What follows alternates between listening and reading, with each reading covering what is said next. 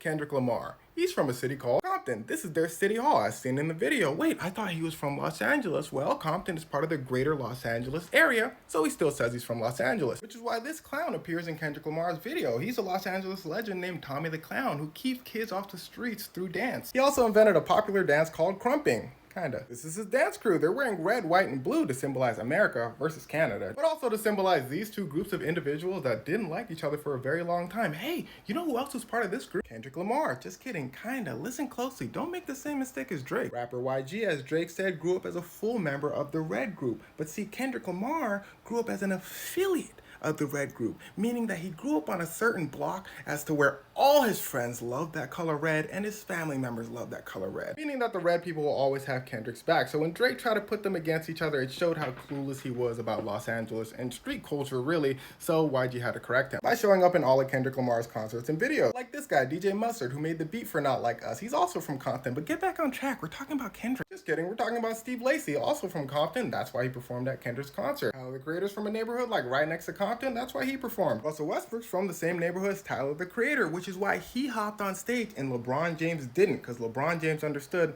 this is a Los Angeles thing. Also why DeMar DeRozan hopped on stage. A for sure Hall of Famer basketball player who grew up in Compton, played for a little bit in Toronto, Canada, where Drake's from, but came back home to Compton. Which brings us to Dave Free. I don't know if this is the same reference, but it looks good. Also Compton native, Kendrick Lamar's childhood friend. Drake tried to put them against each other, but they're like, nah, we good. Which is also why he brought his family, saying, nah, we good. They just don't like the spotlight. Which is also why she's wearing this shirt, because Drake accused Kendrick of doing something to her. If you don't know what this shirt is called, look it up in the comments. Drake essentially lied about everything, but what you need to understand is Drake and Kendrick are from two very different places. Drake also said, hey, your label probably hates you. Kendrick said, no, they don't. They're right here. But why Drake said that is because usually in the music industry, if you leave your label, something bad probably happened. It was a fair guess.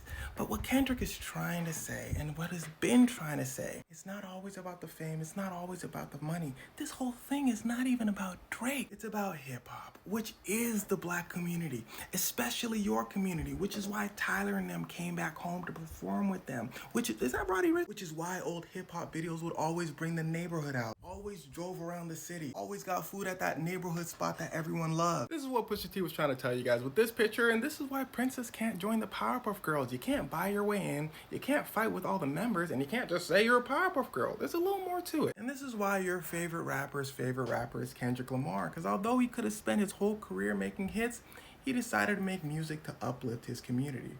But they still bangers though.